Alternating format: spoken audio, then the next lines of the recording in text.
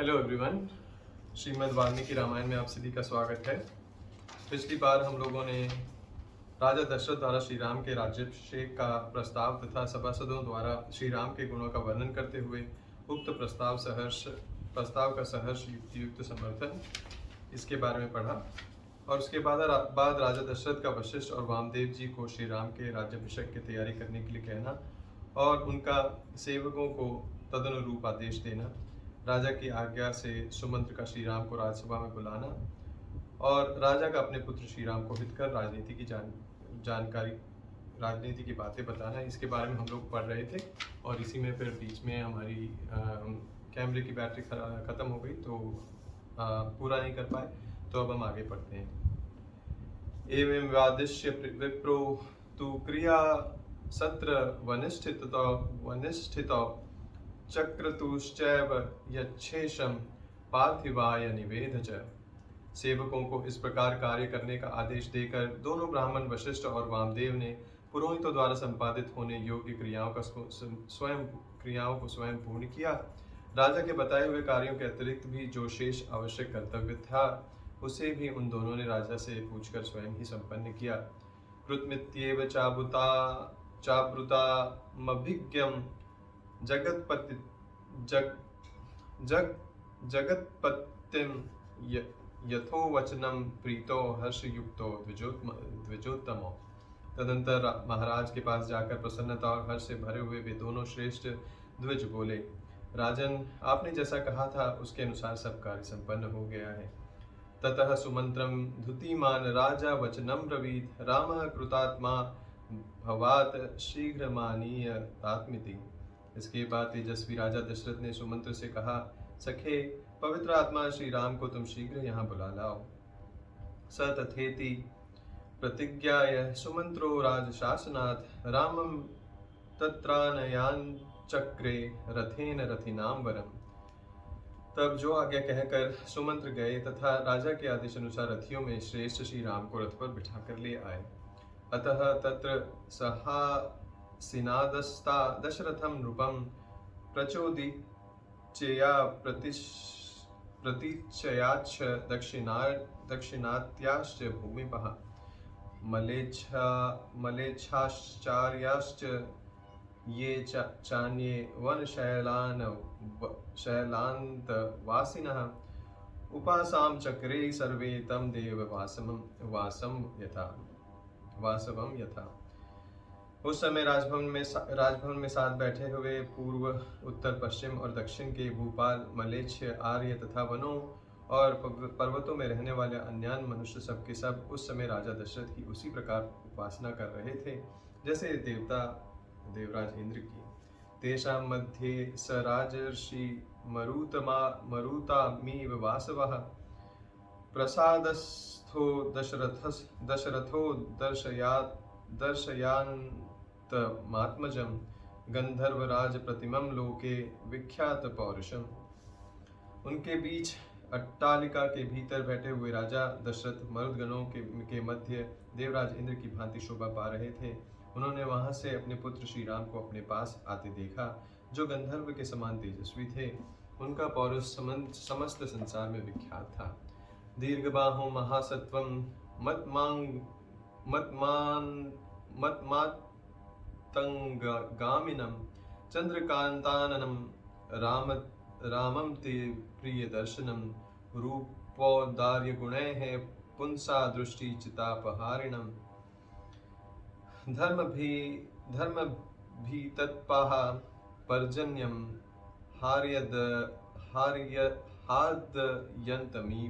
हार्ययन्तमिव प्रजा। उनकी भुजाएं बड़ी और बल महान था। वे मतवाले गजराज के समान बड़ी मस्ती के साथ चल रहे थे। उनका मुख चंद्रमा से भी अधिक कांतिमान था। श्री राम का दर्शन सबको अत्यंत प्रिय लगता था। वे अपने रूप और उदारता आदि गुणों से लोगों की दृष्टि और मन को आकर्षित कर लेते थे। जैसे धूप में तपे हुए प्राणियों को मेघ आनंद प्रदान करता है, उसी प्रकार समस्त प्रजा को परम आह्लाद देते रहते थे। न तत्परः समायान्तं पश्यमानो नराधिपः अवतार्य सुमन्त्रस्तु राघवं संस्यन्दनोत्तमात्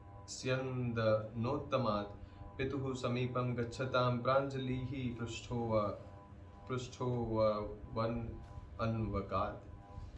आते हुए श्री रामचंद्र जी की ओर एकटक देखते हुए राजा दशरथ को तृप्ति नहीं होती थी।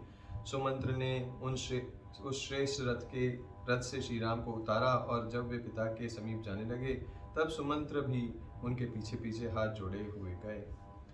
सतम कैलास शंगभम प्रसादम रघुनंदनः आरुरोह नृपम दृष्टम सहसा तेन राघवः। वह राजमहल कैलाश शिखर के समान उज्जवल और ऊंचा था। रघुकुल को आनंद करने वाले श्री राम महाराजा का दर्शन करने के लिए सुमंत्र के साथ सहसा उस पर चढ़ गए। स प्रांजलिर विप्रेत्य प्रणतः पितृरंतिके नाम स्वयं श्रावयन रामो ववंदे चरणों पितुः। श्री राम दोनों हाथ जोड़कर विनीत भाव से पिता के पास गए और अपना नाम सुनाते हुए उन्होंने उनके दोनों चरणों को प्रणाम किया। त्वं दृष्ट्वा प्रणतं पार्श्वे कृतांजलिपुटं नृपः गृहांजलौ समाकृष्य सस्वजे प्रियमात्मजम्। श्री राम को पास आकर हाथ जोड़कर प्रणाम करते देख राजा ने उनके दोनों हाथ पकड़ लिए और अपने प्रिय पुत्र को पास खींचकर छाती से लगा लिया। तस्मै चाभ्युद्धतं सम्यंग मंडलिकांच भूषितं दिदेश राजा रुचिरम रामाय परमासनम। उस समय राजा ने उस श्री रामचंद्र जी को मणिजटित सुवर्ण से भूषित एक परम सुंदर सिंहासन पर बैठने की आज्ञा दी, जो पहले से उन्हीं के लिए वहां उपस्थित किया गया था। तथा असंवरं प्राप्य व्यदीपयत् राघवः स्वयं प्रभया मेरुमुदये विमलो रविः। जैसे निर्मल सूर्य उदय काल में मेरु पर्वत को अपने किरणों से उद्भासित कर देते हैं, उसी प्रकार श्री रघुनाथ जी उस श्रेष्ठ आसन को ग्रहण करके अपनी ही प्रभा से उसे प्रकाशित करने लगे।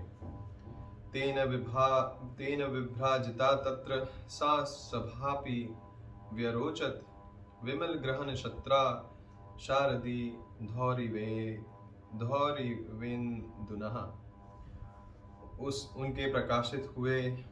उनसे प्रकाशित हुई वह सभा भी बड़ी शोभा पा रही थी।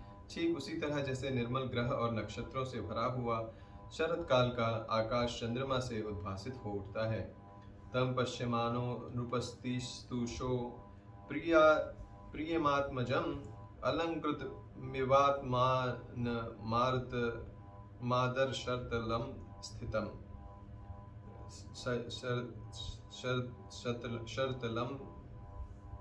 शर्तलम संस्थितम। जैसे सुंदर वेशभूषा से अलंकृत हुए अपने ही प्रतिबिंब को दर्पण में देखकर मनुष्य को बड़ा संतोष प्राप्त होता है, उसी प्रकार अपने शोभाशाली पुत्र उन श्री राम को देखकर राजा बड़े प्रसन्न हुए। सतम स्तुतिस्तमाभ्यास्य पुत्रं पुत्रवन्तांवरः उवाचेन्दं वचो राजा देवेन्द्रमीव कश्यपः। जैसे कश्यप देवराज इंद्र को पुकारते हैं, उसी प्रकार पुत्रवानों में श्रेष्ठ राजा दशरथ सिंहासन पर बैठे हुए अपने पुत्र श्री राम को संबोधित करके उनसे इस प्रकार बोले। ज्येष्ठायामासी मे पत्न्यां सुदृशः सुतः उत्पन्न सत्वं गुणज्येष्ठो मम रामात्मजः प्रियः त्वया यत् प्रजाक्षेमः स्वगुणैर्नुरिञ्जितः तस्मात् त्वं पुण्ययोगेन यौवराज्यमवाप्नुहि। बेटा, तुम्हारा जन्म मेरी बड़ी महारानी कौशल्या के गर्भ से हुआ है। तुम अपनी माता के अनुरूप ही उत्पन्न हुए हो। श्री राम, तुम गुणों में मुझसे भी बढ़कर हो, अतः मेरे परम प्रिय पुत्र हो। तुमने अपने गुणों से इस समस्त प्रजा को प्रसन्न कर लिया है, इसलिए कल पुष्य नक्षत्र के योग में युवराज का पद ग्रहण करो। कामा सत्वं प्रकृत्येव निर्णितो गुणवानिति गुणावत्यपि तु स्नेहात् पुत्र वक्ष्यामि ते हितं भूयो विनयमास्स्थाय भव नित्यं जितेन्द्रियः। बेटा, यद्यपि तुम स्वभाव से ही गुणवान हो और तुम्हारे विषय में यही सबका निर्णय है, तथापि मैंने स्नेहवश सद्गुण संपन्न होने पर भी तुम्हें कुछ हित की बातें बताता हूँ। तुम और भी अधिक विनय का आश्रय लेकर सदा जितेंद्रिय बने रहो। काम क्रोध समुत्थानि त्यजस्व व्यसनानि च परोक्षया वर्तमानो वृत्तया च प्रत्यक्षयात् तथा। काम और क्रोध से उत्पन्न होने वाले दुर्व्यसनों का सर्वथा त्याग कर दो। परोक्ष वृत्ति से अर्थात गुप्तचरों द्वारा यथार्थ बातों का पता लगाकर तथा प्रत्यक्ष वृत्ति से अर्थात दरबार में सामने आकर कहने वाली जनता के मुख से उसके वृत्तांत को प्रत्यक्ष देख सुनकर ठीक ठीक न्याय विचार में तत्पर रहो। अमात्य प्रभृति ही सर्वाः प्रजाश्चैवानुरञ्जय कोष्ठागार युधागारैः कृत्वा सन्निचयान् बहुन् इष्टानुरक्त प्रकृतिर्यः पालयति मेदिनीं तस्य नन्दिति मित्राणि लब्ध्वामृतमीवामरः। मंत्री, सेनापति आदि समस्त अधिकारियों तथा प्रजाजनों को सदा प्रसन्न रखना। जो राजा कोष्ठागार, भंडारगृह तथा शास्त्रागार आदि के द्वारा उपयोगी वस्तुओं का बहुत बड़ा संग्रह करके मंत्री, सेनापति और राजा आदि समस्त प्रकृतियों को प्रिय मानकर उन्हें अपने प्रति अनुरुक्त एवं प्रसन्न रखते हुए पृथ्वी का पालन करता है, उसके मित्र उसी प्रकार आनंदित होते हैं जैसे अमृत को पाकर देवता प्रसन्न हुए थे। तस्मात् पुत्र त्वमात्मानं नियम्येवं समाचार तच्छ्रुत्वा सहद्रसत्तस्य रामस्य प्रियकारिणः त्वरिताः शीघ्रमागत्य कौसल्यायै न्यवेदनय। इसलिए बेटा, तुम अपने चित्त को वश में रखकर इस प्रकार के उत्तम आचरणों का पालन करते रहो। राजा की ये बातें सुनकर श्री रामचंद्र जी का प्रिय करने वाले सुहृदों ने तुरंत माता कौसल्या के पास जाकर उन्हें यह शुभ समाचार निवेदन किया। स हरिण्यं च गाश्चैव रत्नानि विविधानि च व्यादिदेश प्रियाख्येभ्यः कौसल्या प्रमदोत्तमा। नारियों में श्रेष्ठ कौसल्या ने वह प्रिय संवाद सुनने वाले उन सहुदों को तरह तरह के रत्न, स्वर्ण और गौएं पुरस्कार रूप में दी। अथाविवाघ राजनं रथामारूह राघवः ययो स्वयं धुतिमद वेश्म जनौघे प्रतिपूजितः। इसके बाद श्री रामचंद्र जी राजा को प्रणाम करके रथ पर बैठे और प्रजा जनों से सम्मानित होते हुए वे अपने शोभाशाली भवन में चले गए। ते चापि पौरा नृपतेर्वस्तश्चुत्वा तदा लाभमिष्टेवमाशु। नरेंद्र मामंत्रय ग्रहाणि गत्वा देवान् समानचुर्भिप्रहष्टाः। नगरवासी मनुष्यों ने राजा की बातें सुनकर मन ही मन यह अनुभव किया कि हमें शीघ्र ही अभीष्ट वस्तु की प्राप्ति होगी। फिर भी महाराज की आज्ञा लेकर अपने घरों को गए और अत्यंत हर्ष से भरकर अभीष्ट सिद्धि के उपलक्ष्य में देवताओं की पूजा करने लगे। इत्याश श्रीमद् रामायणे वाल्मीकिये आदिकाव्ये अयोध्याकाण्डे तृतीय सर्गः। इस प्रकार श्री वाल्मीकि निर्मित आश्र रामायण आदि काव्य के अयोध्या कांड में तीसरा सर्ग पूरा हुआ। चतुर्थः सर्ग। श्री राम को राज्य देने का निश्चय करके राजा का सुमंत्रा द्वारा पुनः श्री राम को बुलाकर उन्हें आवश्यक बातें बताना, श्री राम का कौशल्या के भवन में जाकर माता को यह समाचार बताना और माता के आशीर्वाद पाकर लक्ष्मण से प्रेम पूर्वक वार्तालाप करके अपने महल में जाना। गतेश्वत नृपो भूयः पौरेषु सह मंत्रिभिः मंत्रयित्वा ततश्चक्रे निश्चयज्ञः स निश्चयं श्व एव पुष्यो भवति स्वोऽभिषेचयस्तु मे सुतः रामो राजीव पत्राक्षो युवराज इति प्रभुः। राज्यसभा में पूर्ववासियों के चले जाने पर कार्य सिद्धि के योग्य देश काल के नियमों को जानने वाले प्रभावशाली नरेश ने पुनः मंत्रियों के साथ सलाह करके यह निश्चय किया कि कल ही पुष्य नक्षत्र होगा, अतः कल ही मुझे अपने पुत्र कमल नयन श्री राम का युवराज के पद पर अभिषेक कर देना चाहिए। अर्थांत गृहमाविश्य राजा दशरथस्य तदा सूत मंत्रयामास रामं पुनरिहानय। तदंतर अंतःपुर में जाकर राजा महाराज दशरथ ने सूत को बुलाया और आज्ञा दी, जाओ श्री राम को एक बार फिर यहाँ बुला लाओ। प्रतिगृहतु तद्वाक्यं सूतः पुनरुपाययो रामस्य भवनं शीघ्रं मानयितुं पुनः। उनकी आज्ञा शिरोधार्य करके सुमंत्र श्री राम को शीघ्र बुला लाने में के लिए पुनः उनके महल में गए। द्वाहस्थैरावेदितं तस्य रामाय गमनं पुनः श्रुत्वैव चापि रामस्तं प्राप्तं शंकाविन्तोऽभवत्। द्वारपालों ने श्री राम को सुमंत्र के पुनः आगमन की सूचना दी। उनका आगमन सुनते ही श्री राम के मन में संदेह हो गया। प्रवेश्य चैनम त्वरितो रामो वचनं ब्रवीत यदा गमन कृत्यं ते भूयस्तद्ब्रूह शेषतः।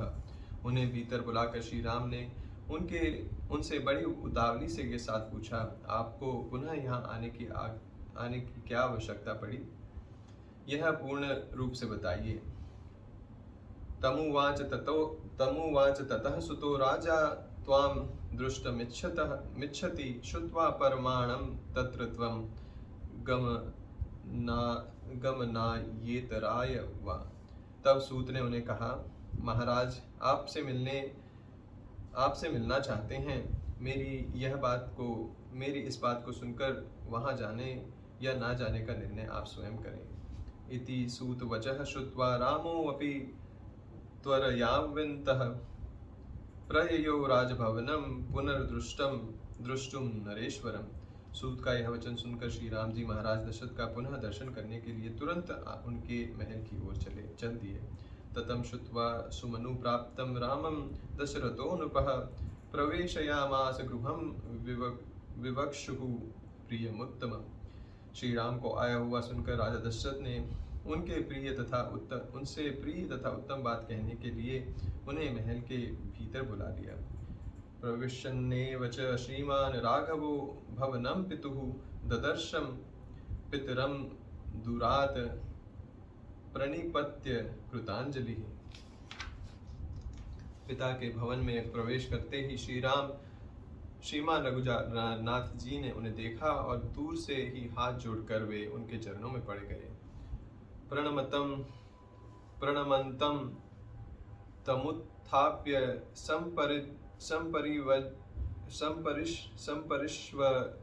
संपरिष्वज्य भूमिपः प्रदिश्य चासनम चास्मय रामम च पुनर्ब्रवीत। प्रणाम करते हुए श्री राम को उठाकर महाराज ने छाती से लगा लिया और उन्हें बैठने के लिए आसन देकर पुनः उनसे इस प्रकार कहना आरंभ किया। राम वृद्धो अस्मि दीर्घायुर्भोक्ता भोगा यथेस्पीता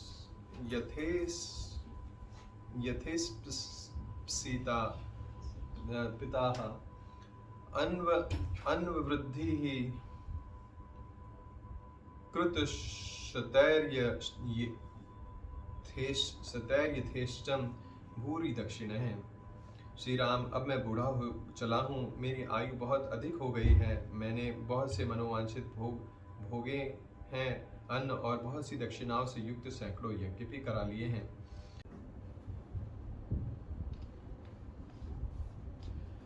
जातमिष्टं पत्यं मे त्वमाधुनपं भुवि दत्तमिष्टमद्धितं च मया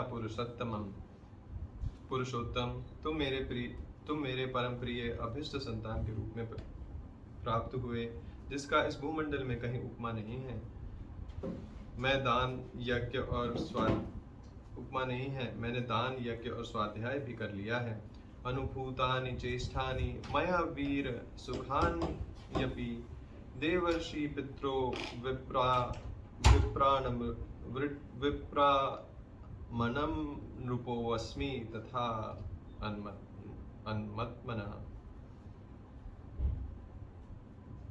अमत्मनः।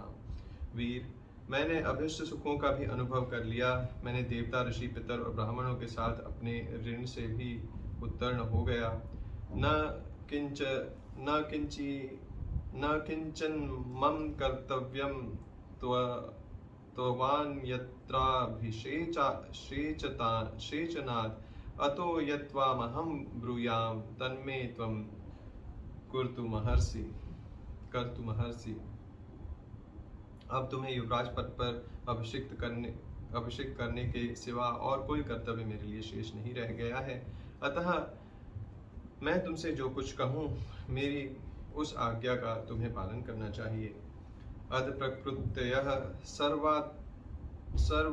सर्वा सत्त्वामिच्छन्ति नराधिपम् अतः सत्त्वां युवराजान्नमाभिषेक्ष्यामि पुत्रक। बेटा, अब सारी प्रजा तुम्हें अपना राजा बनाना चाहती है, अतः मैं तुम्हें युवराज पद पर अभिषिक्त करूंगा। अपि चाघाशु भान राम स्वप्नान पश्यामि राघव सन्निधाता दिवोल्काश्च पतन्ति ही महास्वनः। रघुकुल नंदन श्री राम, आजकल मुझे बड़े बुरे सपने दिखाई देते हैं। दिन में वज्रपात के साथ साथ बड़ा भयंकर शब्द करने वाली उल्काएं भी गिर रही हैं। अवष्टबद्धं च मे राम नक्षत्रं दारुणग्रहे आवेदयन्ति देवाज्ञाः सूर्यांकारकराहुभिः। श्री राम, ज्योतिषियों का कहना है कि मेरे जन्म नक्षत्र को सूर्य, मंगल और राहु नामक भयंकर ग्रहों ने आक्रांत कर लिया है। प्रायेण च निमित्ता नामीदृशानां समुद्भवे राजा ही मुत्यमानोति घोरां चापदं मृच्छति। ऐसे अशुभ लक्षणों का प्रकाट्य होने पर प्रायः राजा घोर आपत्ति में पड़ जाता है और अंततो गत्वा उसकी मृत्यु भी हो जाती है। तद यावदेव मे चोता न विमुहति राघव तावदेवाभिषेषंश्च चला ही प्रणानिनां मतिः। अतः रघुनंदन, जब तक मेरे चित्त में मोह नहीं छा जाता, तब तक ही तुम युवराज पद पर अपना अभिषेक कर लो, क्योंकि प्राणियों की बुद्धि चंचल होती है। अगचंद्रो अभ्युपगतम पुष्यात पूर्वं पुनर्वसुं स्वपुष्य योगम नियतम वृक्षयन्ते दैव चिंतकाः। आज चंद्रमा पुष्य से एक नक्षत्र पहले पुनर्वसु पर विराजमान है, अतः निश्चय ही कल वे पुष्य नक्षत्र पर रहेंगे, ऐसा ज्योतिषी कहते हैं। तत्र पुष्ये अभिषेचंसस्व मनस्सत्वरयतीव मां श्वसत्वाहमभिषेक्ष्यामि यौवराज्ये परन्तप। इसलिए उस पुष्य नक्षत्र में ही तुम अपना अभिषेक करा लो। शत्रुओं को संताप देने वाले वीर, मेरा मन इस कार्य में बहुत शीघ्रता करने का कहता है, इस कारण कल अवश्य ही मैं तुम्हारा युवराज पद पर अभिषेक कर दूंगा। तस्मात् त्वयाग प्रभृति निषेयं नियतात्मना सह व्यधोपवत्स्वया दर्भप्रस्तरशायिना।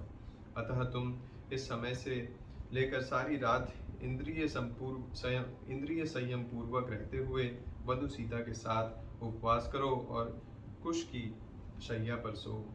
सहृदशास्प्रमत्तासत्त्वां रक्षन्तवघ समन्ततः भवन्ति बहुविघ्नानि कार्याण्येवन्विधानि।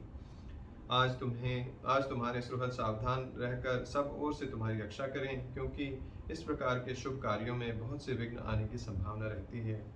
विप्रोक्षितश्च भरतो यावदेव पुरादितः तावदेवाभिषेकस्ते प्राप्त कालो मतोमम। जब तक भरत इस नगर से बाहर अपने मामा के यहाँ निवास करते हैं, तब तक ही तुम्हारा अभिषेक हो जाना मुझे उचित प्रतीत होता है। कामं खलु सतां वृत्ते भ्राता ते भरतः स्थिति। ज्येष्ठनुवर्ती धर्मात्मा सानुक्रोशो जितेन्द्रियः। किं नु चिन्तं मनुष्याणामनित्यमिति मे मतं सतां च धर्मनित्यानां कृतशोभी च राघव। इसमें संदेह नहीं कि तुम्हारे भाई भरत सत्पुरुषों के आचार व्यवहार में स्थित हैं, अपने बड़े भाई का अनुसरण करने वाले धर्मात्मा, दयालु और जितेंद्रिय हैं, तथापि मनुष्यों का चित्त प्रायः स्थिर नहीं रहता, ऐसा मेरा मत है। रघुनंदन, धर्मपरायण सत्य पुरुषों का मन भी विभिन्न कारणों से राग द्वेष से संयुक्त हो जाता है। इत्युक्तः सोऽभ्यनुज्ञातः शोभाविन्यभिषेचने व्रजयति रामः पितरमभिवादाभ्ययाद गृहम्। राजा के इस प्रकार कहने और कल होने वाले राज्याभिषेक से निमित्त व्रत पालन के लिए जाने की आज्ञा देने पर श्री रामचंद्र जी पिता को प्रणाम करके अपने महल में गए। प्रविश्य चात्मनो वेश्यम राज्ञादिष्टे अभिषेचने तत्क्षणादेव निष्क्रम्य मातुरन्तः पुरं ययो। राजा ने राज्याभिषेक के लिए व्रत पालन के निमित्त जो आज्ञा दी थी, उसे सीता को बताने के लिए अपने महल के भीतर प्रवेश करके जब श्री राम ने वहाँ सीता को नहीं देखा, तब वे तत्काल ही वहाँ से निकलकर माता के अंतपुर में चले गए। तत्र तां प्रवणामेव मातरं सोमवासिनीं वाग्यन्तां देवतागारे ददर्शायाचतिं श्रियम्। वहाँ जाकर उन्होंने देखा माता कौशल्या रेशमी वस्त्र पहने मौन हो देव मंदिर में बैठकर देवता की आराधना में लगी हुई है और पुत्र के लिए राजलक्ष्मी की याचना कर रही है। प्रागेव चागता तत्र सुमित्रा लक्ष्मणस्तथा सीताचानयिता श्रुत्वा प्रियं रामाभिषेचनम्। श्री राम के राज्याभिषेक का प्रिय समाचार सुनकर सुमित्रा और लक्ष्मण वहां पहले से ही आ गए थे तथा बाद में सीता वहां बुला ली गई। तस्मिन् काले अपि कौसल्या तस्था वा मिलितेक्षणा सुमित्रायान्वास्यमाना सीतया लक्ष्मणे च। श्री रामचंद्र जी जब वहां पहुंचे उस समय भी कौशल्या नेत्र बंद कर किए ध्यान लगाए बैठी थी और सुमित्रा, सीता तथा लक्ष्मण उनकी सेवा में खड़े थे। श्रुत्वा पुष्ये च पुत्रस्य यौवराज्ये अभिषेचनम प्राणायामेन पुरुष्यम ध्यायमाना जनार्दनम। पुष्य नक्षत्र के योग में पुत्र के युवराज पद पर अभिषिक्त होने की बात सुनकर वे उसकी मंगल कामना से प्राणायाम के द्वारा परम पुरुष नारायण का ध्यान कर रही थी। तथा सनीयमामेव सोऽभिगम्याभिवाद्य उवाच वचनम रामो हर्ष संयस्तमिदं वरम। इस प्रकार नियम में लगी हुई माता के निकट उसी अवस्था में जाकर श्री राम ने उनको प्रणाम किया और उन्हें हर्ष प्रदान करते हुए यह श्रेष्ठ बात कही। अम्ब पित्रा नियुक्तो अस्मि प्रजापालक कर्मणि भविताश्वोऽभिषेको मे यथा मे शासनं पितुः सीतायाप्युपवस्तव्या रजनीयं मया सह एव मुक्तमुपाध्यायैः स ही मामुत्तवान पिता। माँ, पिताजी ने मुझे प्रजापालन के कर्म में नियुक्त किया है। कल मेरा अभिषेक होगा। जैसा कि मेरे लिए पिताजी का आदेश है उसके अनुसार सीता को भी मेरे साथ इस रात में उपवास करना होगा। उपाध्यायों ने ऐसी ही बात बताई है जिसे पिताजी ने मुझसे कहा है। यानी यत्र योग्यानि स्वभाविन्यभिषेचने तानि मे मंगलान्यज्ञ वेदो हाश्चैव कारय। अतः कल होने वाले अभिषेक के निमित्त से आज मेरे और सीता के लिए जो जो मंगल कार्य आवश्यक हों वे सब कराओ। एतच्छ्रुत्वा तु कौसल्या चिरकालाभिकांक्षितं हर्षबाष्पाकुलं वाक्यमिदं रामं भाषत। चिरकाल से माता के हृदय में जिस बात की अभिलाषा थी उसकी पूर्ति को सूचित करने वाली यह बात सुनकर माता कौशल्या ने आनंद के आंसू बहाते हुए गदगद कंठ से इस प्रकार कहा। वत्स राम चिरम जीव हतास्ते परिपंथिनः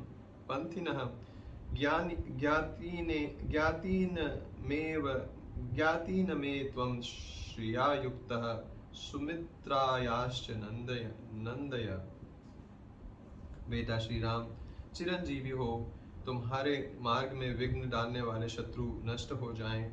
तुम राजलक्ष्मी से युक्त होकर मेरे और सुमित्रा के बंधु बांधवों को आनंदित करो।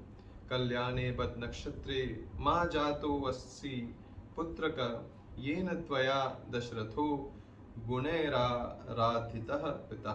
बेटा, तुम मेरे द्वारा किसी मंगलमय नक्षत्र में उत्पन्न हुए थे जिससे तुमने अपने गुणों द्वारा पिता दशरथ को प्रसन्न किया। अमोघम बत में क्षांतम पुरुषे पुष्करे क्षणे येयमिक्ष्वाकुराजश्री पुत्र त्वां संश्रयिष्यति। बड़े हर्ष की बात है कि मैंने कमल नयन भगवान विष्णु की प्रसन्नता के लिए जो व्रत उपवास आदि किया था वह आज सफल हो गया। बेटा, उसी के फल से यह इक्ष्वाकु कुल की राजलक्ष्मी तुम्हें प्राप्त होने वाली है। इत्येव मुक्तो मात्रा तु रामो भ्रातरं ब्रवीत प्राञ्जलिं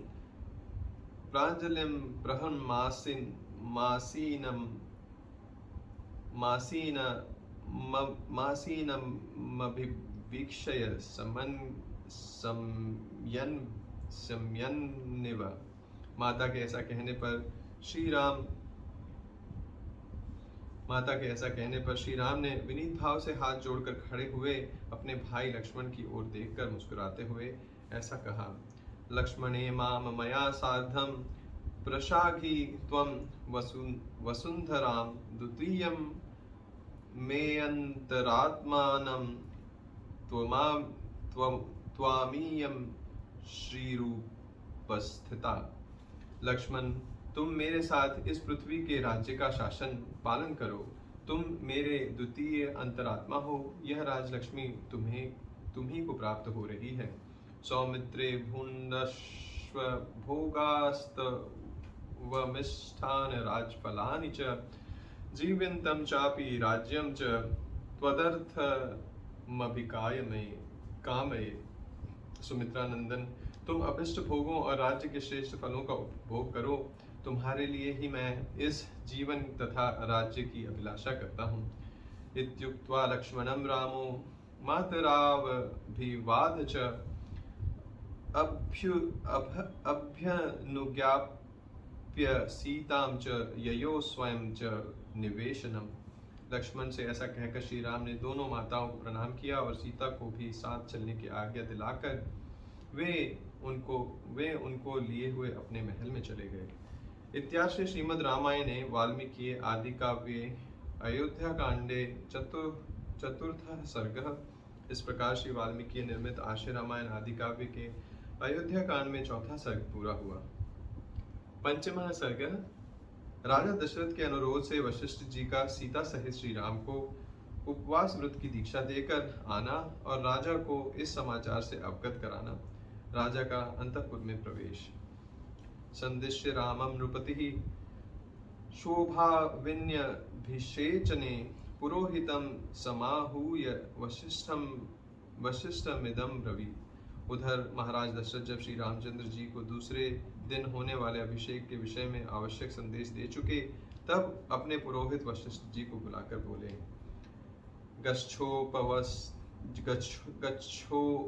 गच्छोपवासं काकुत्स्थं कारयाघ तपोधन श्रेयसे राज्यलाभाय वध्वा सह यद्व्रत।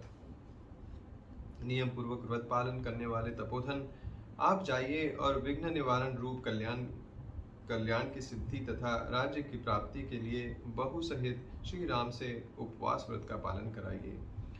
तथेति च स राजानुमुक्त्वा वेद विदाम्बरः स्वयं वशिष्ठो भगवान ययो राम निवेशनम् उपवास युतुं वीरं मंत्रो कोविदं ब्रह्म रथवरं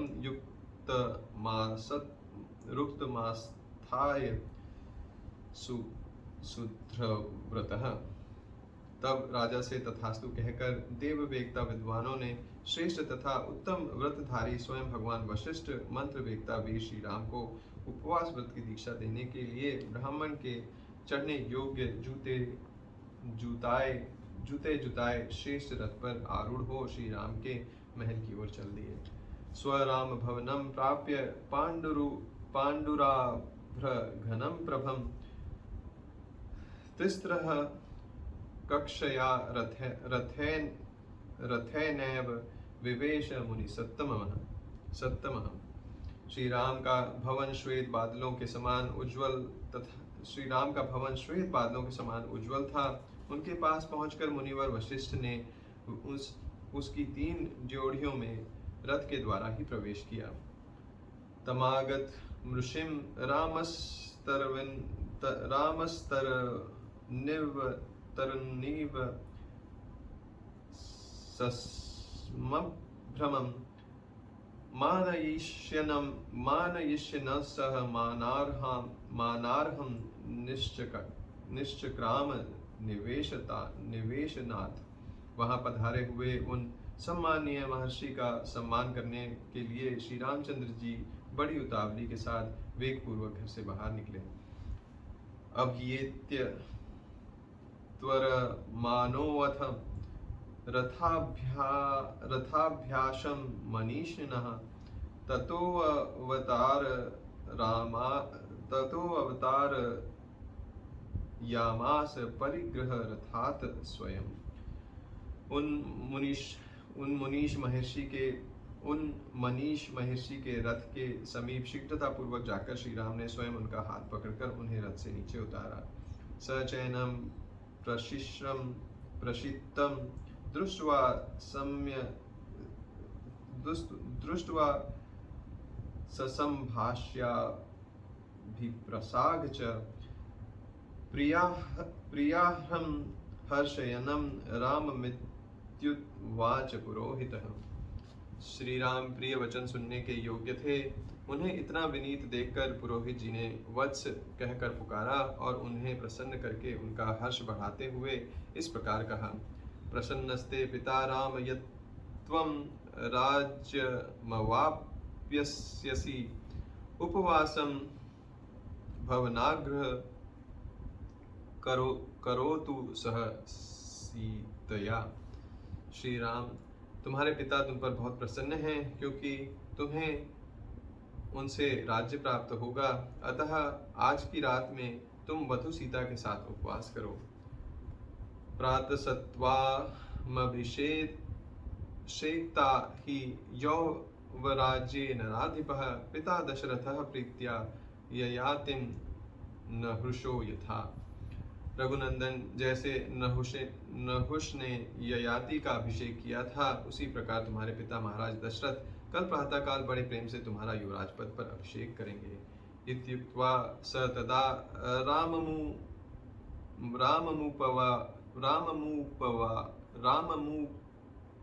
राममुपवासं यद्व्रतः मंत्रवत् कारयामास वैदेहा सहितम शुचि। ऐसा कहकर उन व्रतधारी एवं पवित्र महर्षि ने मंत्रोच्चारण पूर्वक सीता सहित श्री राम को उस समय उपवास व्रत की दीक्षा दी। ततो यथावद रामेण स राज्ञो गुरुरचितः अभिज्ञानुज्ञाप्य काकुत्स्थं ययो राम निवेशनात्। तदंतर श्री राम ने महाराज के भी गुरु वशिष्ठ का यथावत पूजन किया। फिर वे मुनि श्री राम की अनुमति लेकर उनसे महल से बाहर निकले।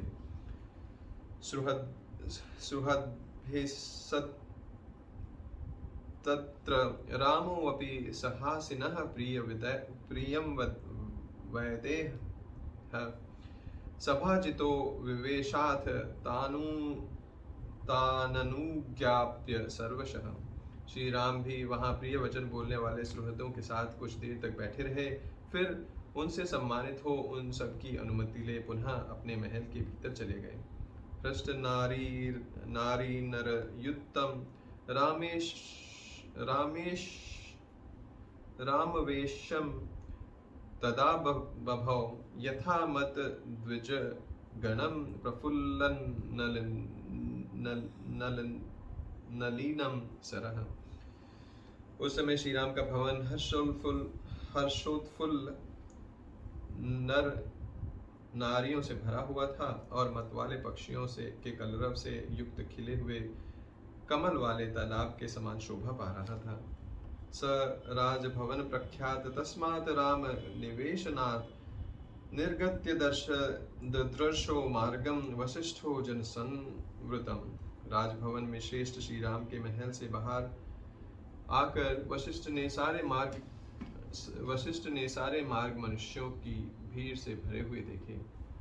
वृंदवृंदैरयोध्यायां राजमार्गाः सम्मतः बभूवुरभिसंबाधाः कुतूहल जनैन वृतः। अयोध्या की सड़कों पर सब और झुंड के झुंड मनुष्य जो श्री राम का राज्याभिषेक देखने के लिए उत्सुक थे, खचाखच भरे हुए थे। सारे राजमार्ग उनसे घिरे हुए थे। जन वृंदो महर्षि संघर्ष हर्ष स्वप्न वृतस्तदा बभूव राजमार्गस्य सागरस्येव निःस्वनः। जन समुदाय रूपी लहरों के परस्पर टकराने से उस समय जो हर्ष ध्वनि प्रकट होती थी, उससे व्याप्त हुआ राजमार्ग कोलाहल समुद्र की गर्जना की भांति सुनाई देता था। सित समृष्ट रथया ही तथा च वनमालिनी आसीदयोध्या तदह समुच्छित गृहध्वजा। उस दिन वन और उपवनों की पंक्तियों से सुशोभित हुई अयोध्यापुरी के घर घर में ऊंची ऊंची ध्वजाएं फहरा रही थी। वहां की सभी गली और सड़कों को झाड़ बुहार कर वहां छिड़काव किया गया था। तदाहायोध्या निलयः सस्त्री बाला कुलोजनः रामाभिषेकाम कांशन्नुदयं रवे। स्त्रियों और बालकों सहित अयोध्यावासी जन समुदाय श्री राम के राज्याभिषेक को देखने की इच्छा से उस समय शीघ्र सूर्योदय होने की कामना कर रहे थे। प्रजालंकार भूतम च जनस्यानंदवर्धनम उत्सुकतभुजनो दृष्टुम तमयोध्या महोत्सवम। अयोध्या का वह महान उत्सव प्रजाओं के लिए अलंकार रूप और सब लोगों के लिए आनंद को बढ़ाने वाला था। वहाँ के सभी मनुष्य उसे देखने के लिए उत्कंठित हो रहे थे। एवं तज्जनम संबाधम राजमार्गम पुरोहितः व्यूहन्नीव जनौघम तम शनय राजकुलम ययो। इस प्रकार मनुष्यों की भीड़ से भरे हुए राजमार्ग पर पहुंचकर पुरोहित जी उस जनसमूह को एक ओर करते हुए धीरे धीरे राजमहल की ओर चले गए। सीताभ्र शिखर प्रख्यम प्रसादम धीरुहाच समीयाय नरेंद्रेण शक्रेणेव बृहस्पतिः। श्वेत जलदखंड के समान सुशोभित होने वाले महल के ऊपर चढ़कर वशिष्ठ जी राजा दशरथ से उसी प्रकार मिले जैसे बृहस्पति देवराज इंद्र से मिल रहे हों। तमागतम भी प्रेक्षय हित्वा राजसनम नृपः प्रपच्छ संवतं तस्मै कृत्यमित्यभिवेदयत्। उन्हें आया देख राजा सिंहासन छोड़कर खड़े हो गए और पूछने लगे, मुने, क्या आपने मेरा अभिप्राय सिद्ध किया? वशिष्ठ जी ने उत्तर दिया, हाँ, कर दिया।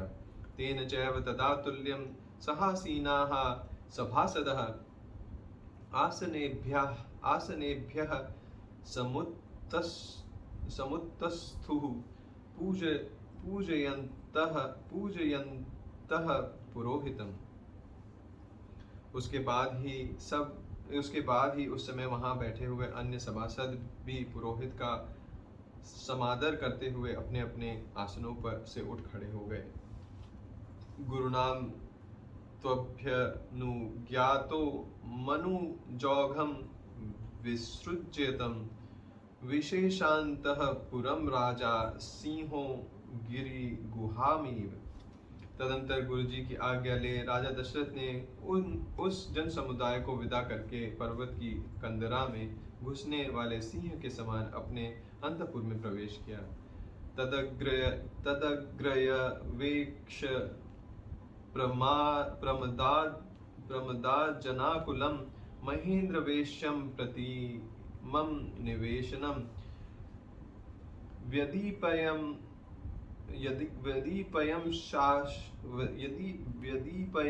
चारु विवेश पार्थिवः शशिव तारागणं सकुलं नभः। सुंदर वेशभूषा धारण करने वाली सुंदरियों से भरे हुए इंद्र सदन के समान उस मनोहर राजभवन को अपनी शोभा से प्रकाशित करते हुए राजा दशरथ ने उसके भीतर उसी प्रकार प्रवेश किया जैसे चंद्रमा ताराओं से भरे हुए आकाश में पदार्पण करते हैं। इत्याशि श्रीमद् रामायणे वाल्मीकि आदि काव्ये अयोध्या कांडे पंचमः सर्गः। इस प्रकार श्री वाल्मीकि निर्मित आशु रामायण आदि काव्य के अयोध्या कांड में 5वां सर्ग पूरा हुआ। षष्ठः सर्गः। सीता सहित श्री राम का नियम परायण होना हर्ष में भरे पूर्ववासियों द्वारा नगर की सजावट, राजा के प्रति कृतज्ञता प्रकट करना तथा अयोध्यापुरी में जनपदवासी मनुष्यों की भीड़ का एकत्र होना।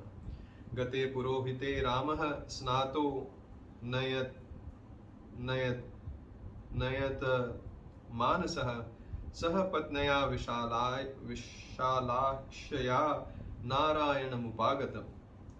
पुरोहित जी के चले जाने पर मन को संयम में रखने वाले श्री राम ने स्नान करके अपनी विशाल लोचना पत्नी के साथ श्री नारायण की उपासना आरंभ की। यहाँ पर एक टिप्पणी है। ऐसा माना जाता है कि यहाँ नारायण शब्द से श्रीरंगनाथ जी की वह अर्चा मूर्ति अभिप्रेत है जो कि पूर्वजों के समय से ही दीर्घ काल तक अयोध्या में उपास्य देवताओं के रूप में रही। बाद में श्री रामचंद्र जी ने वह मूर्ति विभीषण को दे दी थी, जिससे वह वर्तमान श्रीरंग क्षेत्र में पहुंची। इसकी विस्तृत कथा पद्म पुराण में है।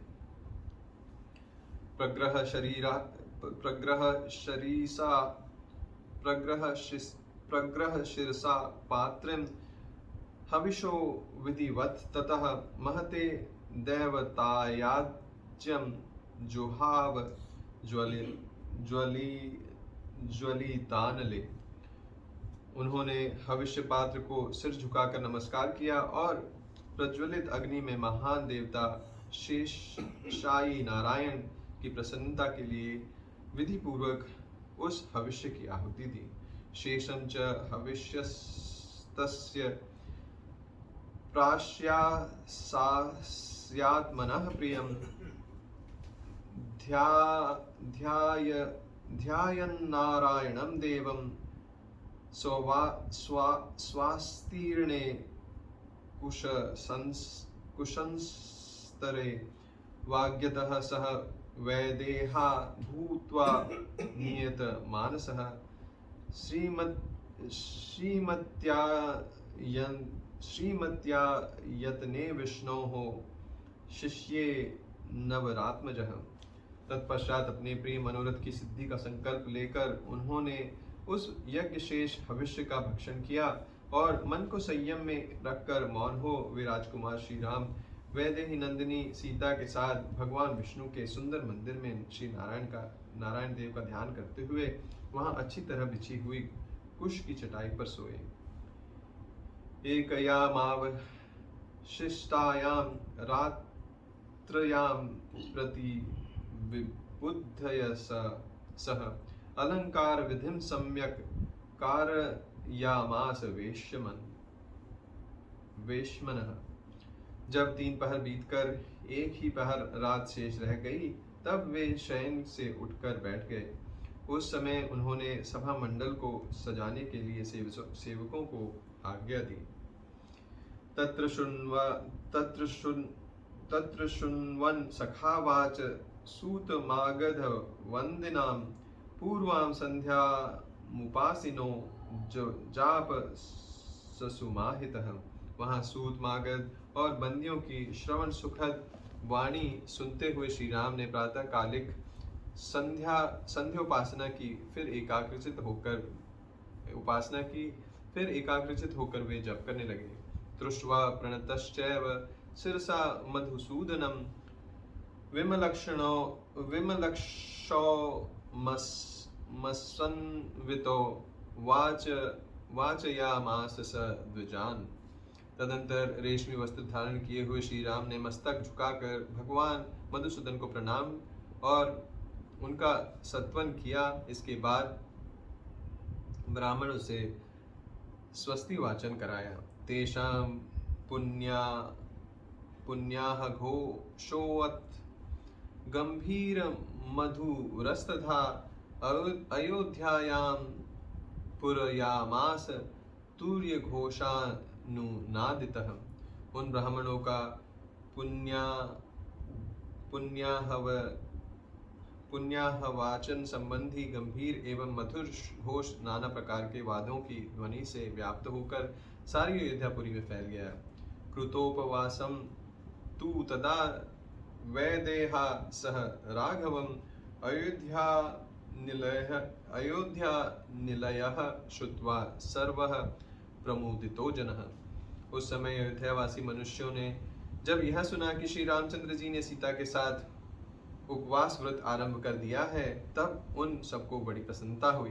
ततः पौरजनः सर्वः श्रुत्वा रामभिषेचनं प्रभातां रजनीं दृष्ट्वा चक्रे शोभयितुं पुरीम्। सवेरा होने पर श्री राम के राज्याभिषेक का समाचार सुनकर समस्त पुरवासी अयोध्यापुरी को सजाने में लग गए। सीता शिखराभेषु देवतायतनेषु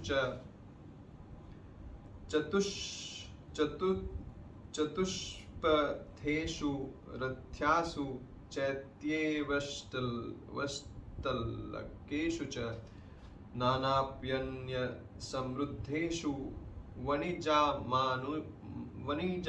वणिजामापनेषु च कुटुम्बीनां समृद्धेषु श्रीमत्सु भवनेषु च सभासु चैव सर्वासु वृक्षेष्वालक्षितेषु च ध्वजाः संवृक्षिताः साधु पताकाश्चाभवंस्तथा।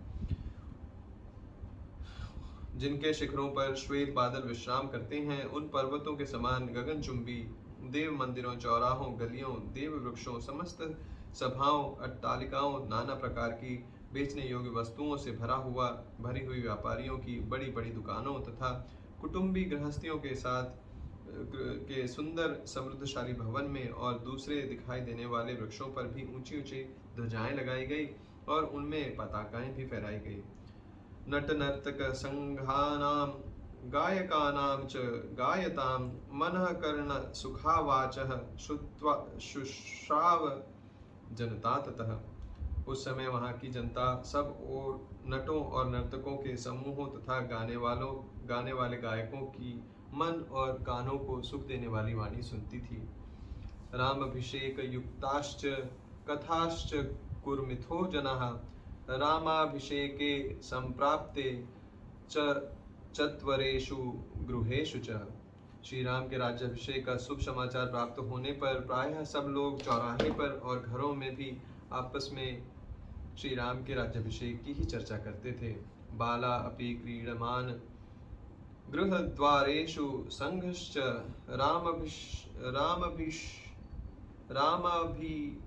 रामाभीषवंसंयुक्ताश्च कुरेरव तथा कथामिथः।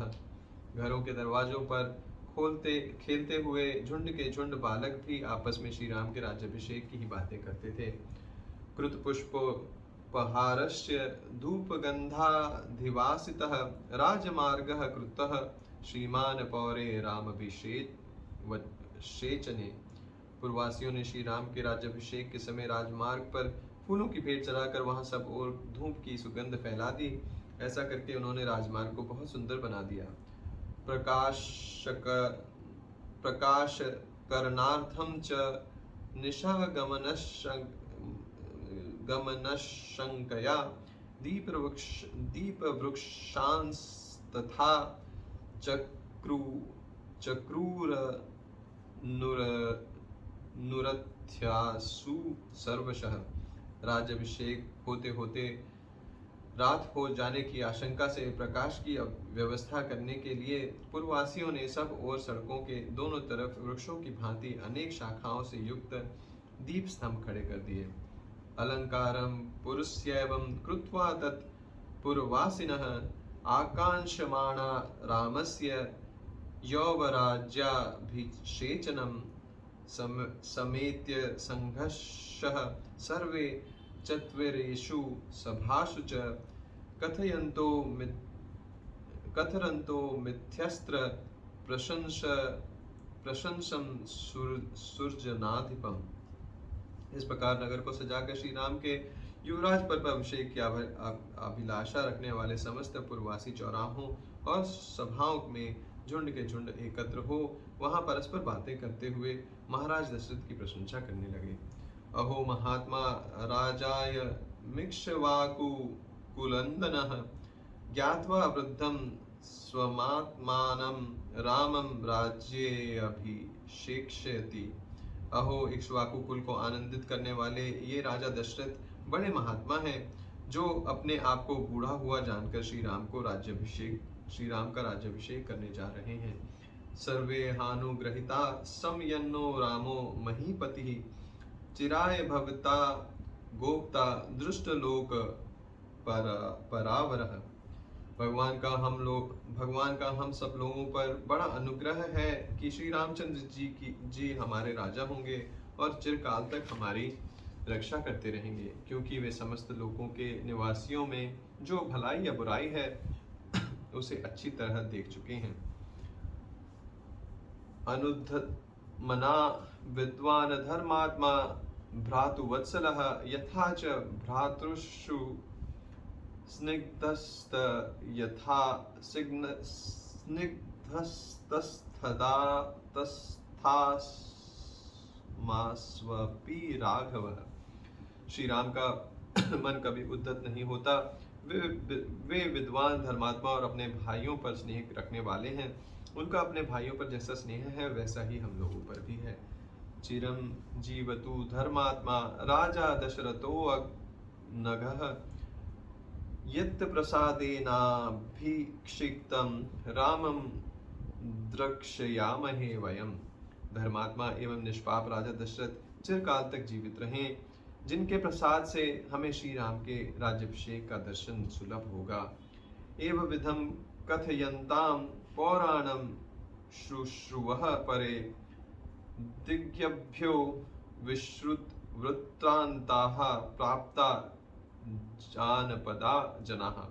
अभिषेक का वृत्तांत सुनकर नाना दिशाओं से उस जनपद के लोग भी वहां पहुंचे थे। उन्होंने उपयुक्त बातें कहने वाले पूर्ववासियों की सभी बातें सुनी। ते तु दिगंभ्यः पुरीं प्राप्ता दृष्टं रामाभिषेचनं रामस्य पुरयामासुः पुरीं जानपदा जनः।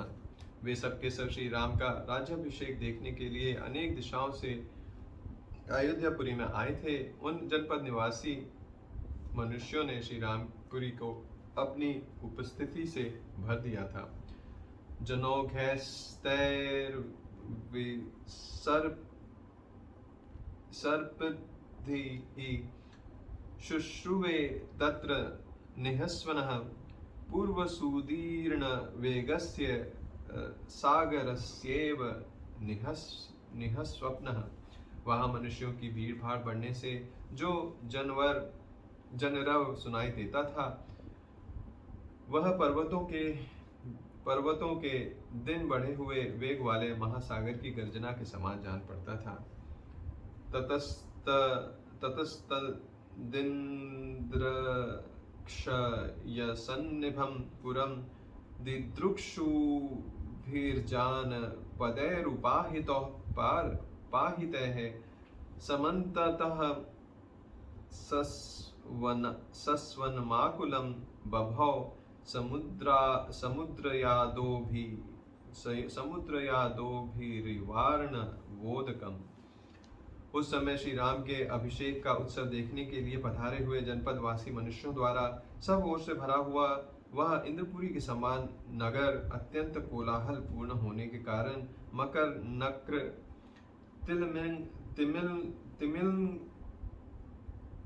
तिमिलंग आदि विशाल जल जंतुओं से परिपूर्ण महासागर के समान प्रतीत होता था।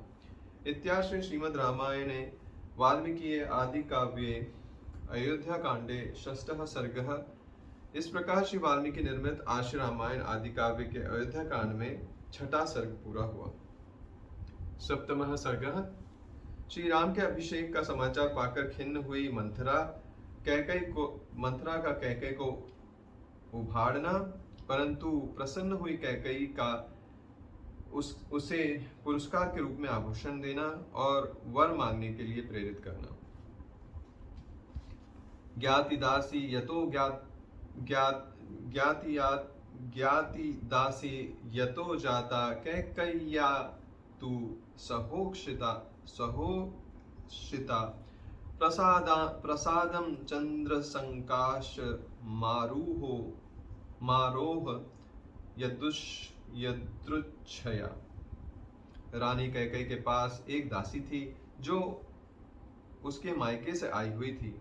वह सदा कैकई के ही साथ रहा करती थी। उसका जन्म कहाँ हुआ था, उसके देश और माता पिता कौन थे, इसका पता किसी को नहीं था। अभिषेक से एक दिन पहले वह स्वेच्छा से ही कैकई के चंद्रमा के समान कांतिमय महल की छत पर जा चढ़ी। सत्ती राजपथाम कृतसन्नाम प्रकीर्ण कमलोत्पलाम अयोध्यायां मंथरा तस्मात् प्रसादादन्वैक्षत। उस दासी का नाम था मंथरा। उसने उस महल की छत से देखा, अयोध्या की सड़कों पर छिड़काव किया गया है और सारी पुरी में यत्र तत्र खिले हुए कमल और उत्पल बिखेरे गए हैं। पताकाभिर्वराहार्भिधर्वजैश्च समलंकृतां सिक्तां चन्दनयोश्यैश्च शीरः स्नात जनैर्युताम्। सब और बहुमूल्य पताकाएं फहरा रही हैं। ध्वजाओं से इस पुरी की अपूर्व शोभा हो रही है। राजमार्गों पर चंदन मिश्रित जल का छिड़काव किया गया है तथा अयोध्यापुरी के सब लोग उबटन लगाकर सिर के ऊपर से स्नान किए हुए हैं। माल्य मोदक हस्तैश्च द्विजेन्द्रैरभिनादिताम् शुक्लदेव गृहद्वारां सर्ववादित्र संप्रहष्ट जना कीर्णां वह घोष निनादितां प्रहष्ट वरहस्त्यंश्वां संप्रणदीर्त गो वृषां। श्री राम के दिए हुए माल्य और मोदक हाथ में लिए हुए श्रेष्ठ ब्राह्मण हर्षनाद कर रहे हैं। देव मंदिरों के दरवाजे चूने और चंदन आदि से लीपकर सफेद एवं सुंदर बनाए गए हैं। सब प्रकार के बाजों की मनोहर ध्वनि हो रही है। अत्यंत हर्ष में भरे हुए मनुष्यों से भरा हुआ सारा नगर परिपूर्ण है और चारों ओर वेद पाठों की ध्वनि गूंज रही है। श्रेष्ठ हाथी और घोड़े हर्ष से उत्फल दिखाई देते हैं तथा गाय बैल प्रसन्न होकर रंभा रहे हैं। हृष्ट प्रमुदितैः पौरे रुच्छ्रित ध्वजमालिनीम् अयोध्यायां मंथरा दृष्ट्वा परम विस्मयमागता।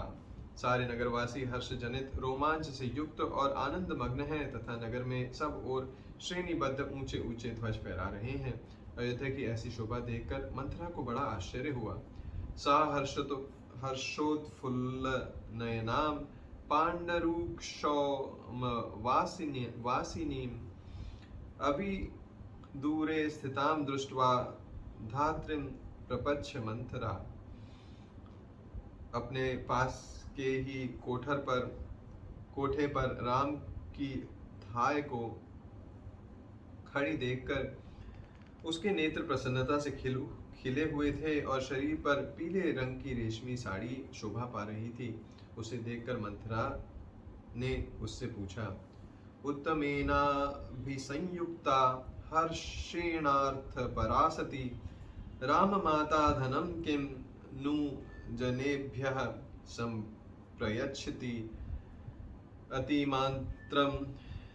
अतिमात्रं परहर्षः किम जनस्यास्य च शंसमे कारयिष्यति किं वापि संप्रहष्टो महीपतिः।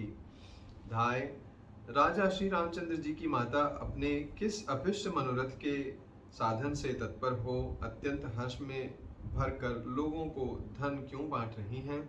आज यहाँ के सभी मनुष्यों की इतनी अधिक प्रसन्नता क्यों है? इसका कारण मुझे बताओ। आज महाराज दशरथ अत्यंत प्रसन्न होकर कौन सा कर्म कराएंगे।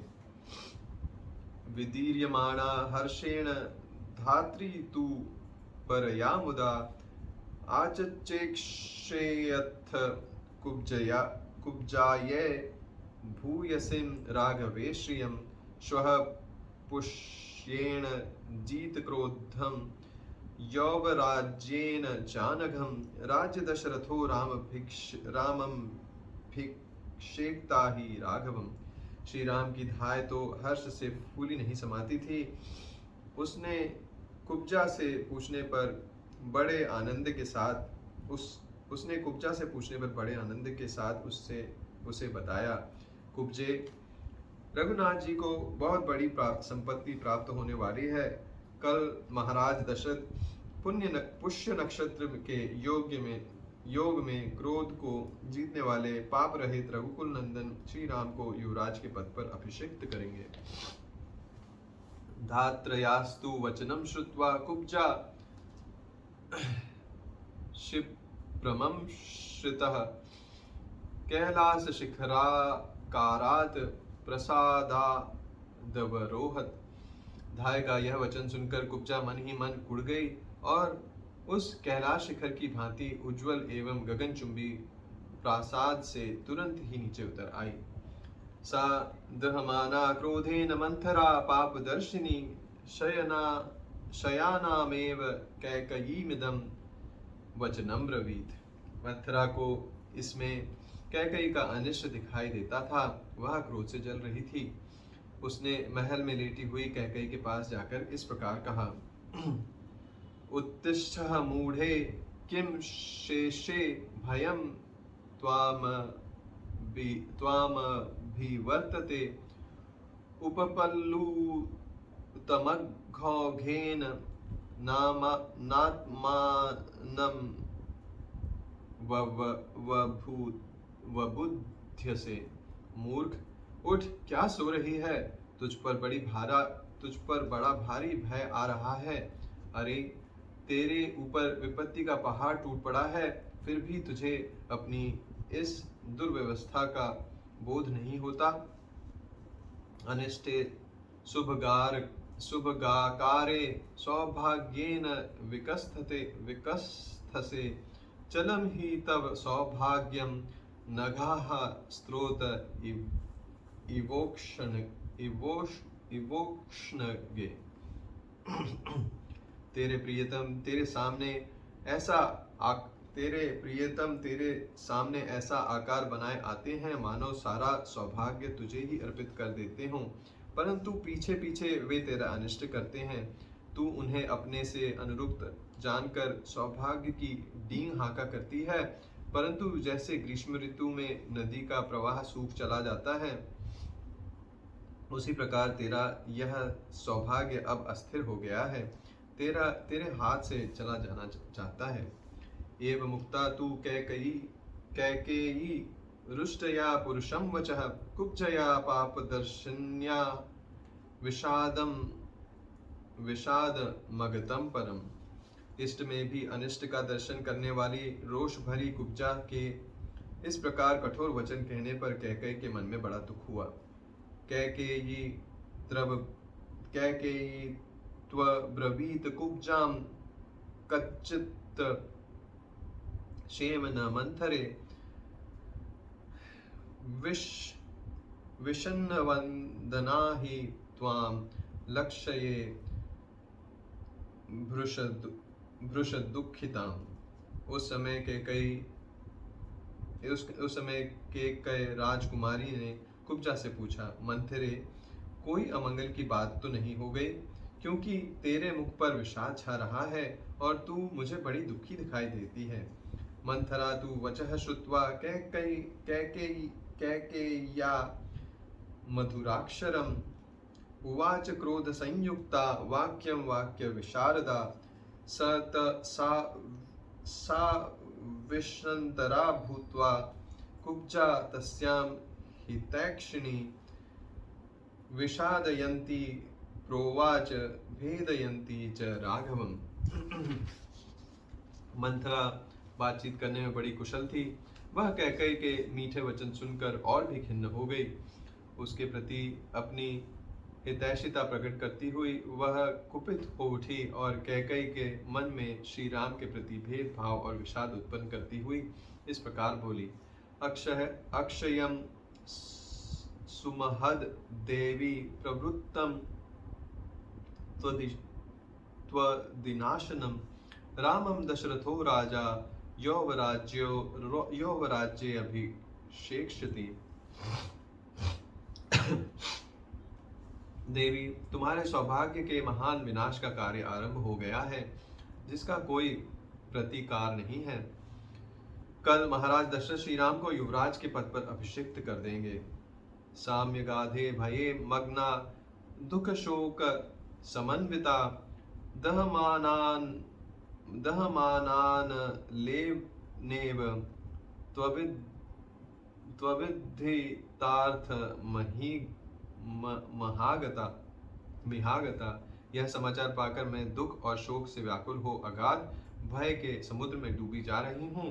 चिंता की आग से मानो जली जा रही हूँ और तुम्हारे हित की बात बताने के लिए ही यहाँ आई हूँ। त्वदुखेन कैकेयी मम दुखम महद् भवेत् त्वदद्वृद्धो मम वृद्धिश्च भवेदिह न संशयः। कैकेयी नंदिनी, यदि तुम पर कोई दुख आया तो उससे मुझे भी बड़े भारी दुख में पड़ना होगा। तुम्हारी उन्नति में ही मेरी उन्नति है, इसमें संशय नहीं है। नराधिपकुले जाता महिषी त्वं महीपतेः उग्रत्वं राजधर्माणं कथम देवी न बुध्यसे। देवी, तुम राजाओं के कुल में उत्पन्न हुई हो और एक महाराज की महारानी हो, फिर भी राजधर्मों की उग्रता को कैसे नहीं समझ रही हो। धर्मवादी शठो भर्ता संलक्षणवादी च दारुणः शुद्ध भावेन जानीषे तेनैव मति संधिता। तुम्हारे स्वामी धर्म की बातें तो बहुत करते हैं, परंतु हैं बड़े शठ। मुंह से चिकनी चुपड़ी बातें करते हैं, परंतु हृदय से हैं बड़े क्रूर। तुम समझती हो कि वे सारी बातें शुद्ध भाव से ही कहते हैं, इसलिए आज उनके द्वारा तुम बेहतर ठगी गई।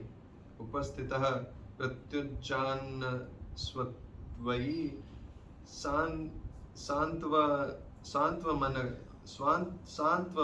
सांत्वमनर्थकम् अथैर्नैवाघ ते भर्ता कौसल्याम योजयिष्यति। तुम्हारे पति तुम्हें व्यर्थ सांत्वना देने के लिए यहाँ उपस्थित होते हैं। वे ही अब रानी कौसल्या को अर्थ से संपन्न करने जा रहे हैं। अपवाघ तु दृष्टात्मा भरतं तव बंधुषु काल्ये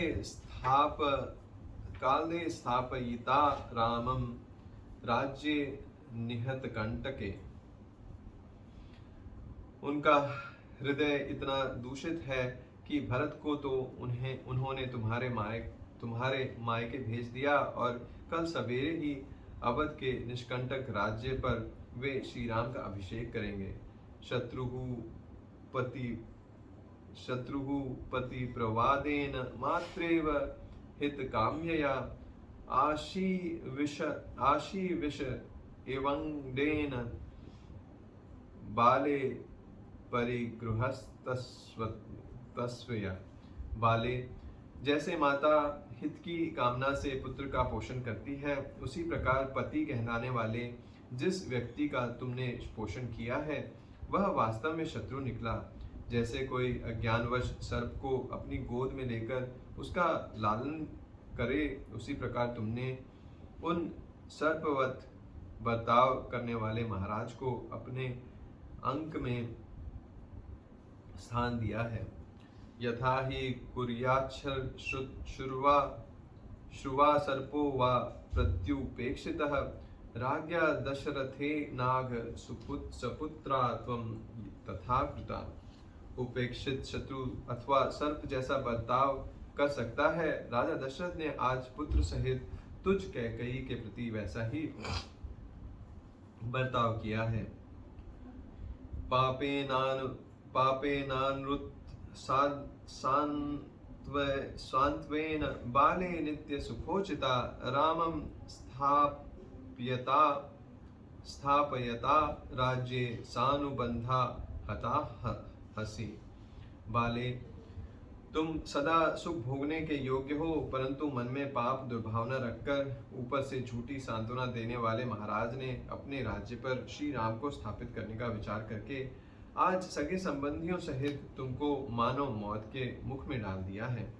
सा प्राप्त कालम कैकेयी क्षिप्रम कुरु हितम तब त्रायस्व पुत्रात्मानं माम च विस्मय दर्शने।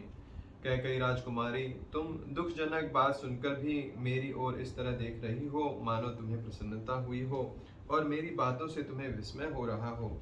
परंतु यह विस्मय छोड़ो और जिसके करने का समय आ गया है, अपने उस हितकर कार्य को शीघ्र करो तथा ऐसा करके अपने पुत्र की और मेरी भी रक्षा करो।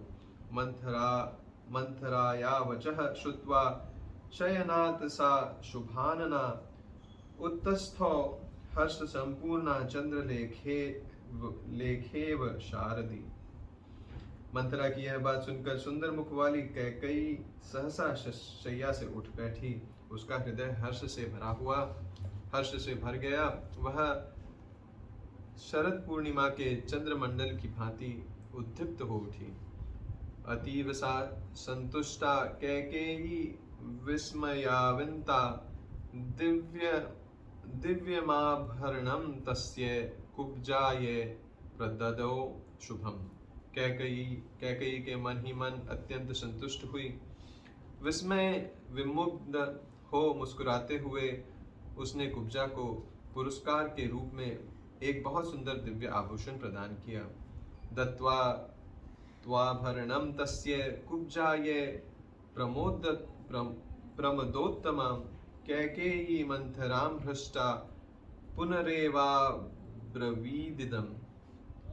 इदं तु मंथरे महात्माख्यातं परम प्रियम् एतन्मे प्रियमाख्यातं किं वा भूयः करोमि ते। कुब्जा को वह आभूषण देकर हर्ष से भरी हुई रमणी शिरोमणि कैकेयी ने पुनः मंथरा से इस प्रकार कहा, मंथरे, तूने मुझे बड़ा ही प्रिय समाचार सुनाया है। तूने मेरे लिए जो यह प्रिय संवाद सुनाया, इसके लिए मैं तेरा और कौन सा उपकार करूं। रामेवा भरते वाहम विशेषम नोपलक्ष्ये तस्मात् तुष्टास्मि यद राजा रामं राज्ये अभिषेक्ष्यति। मैं भी राम और भरत में कोई भेद नहीं समझती, अतः यह जानकर कि राजा श्री राम अभिषेक करने वाले हैं, मुझे बड़ी खुशी है। न मे परम किंचिदितो वरम पुनः प्रियम प्रियाहेर सुवचम वचोऽमृतम तथा हवोच सत्वत्मतः प्रियोत्तरम वरम परम ते पददामी तम वृणुः। मंथरे, तू मुझसे प्रिय वस्तु पाने के योग्य है। मेरे लिए श्री राम के अभिषेक संबंधी इस समाचार से बढ़कर दूसरा कोई प्रिय एवं अमृत के समान मधुर वचन नहीं कहा जा सकता। ऐसी परम प्रिय बात तुमने कही है, अतः अब यह प्रिय संवाद सुनाने के बाद तू कोई श्रेष्ठ वर मांग ले, मैं तुझे उसे अवश्य दूंगी। इत्याश्रे श्रीमद् रामायणे वाल्मीकिये आदिकाव्ये अयोध्या कांडे 7वां सर्गः। इस प्रकार श्री वाल्मीकि निर्मित आशु रामायण आदि काव्य के अयोध्या कांड में 7वां सर्ग पूरा हुआ। आज के लिए बस इतना ही।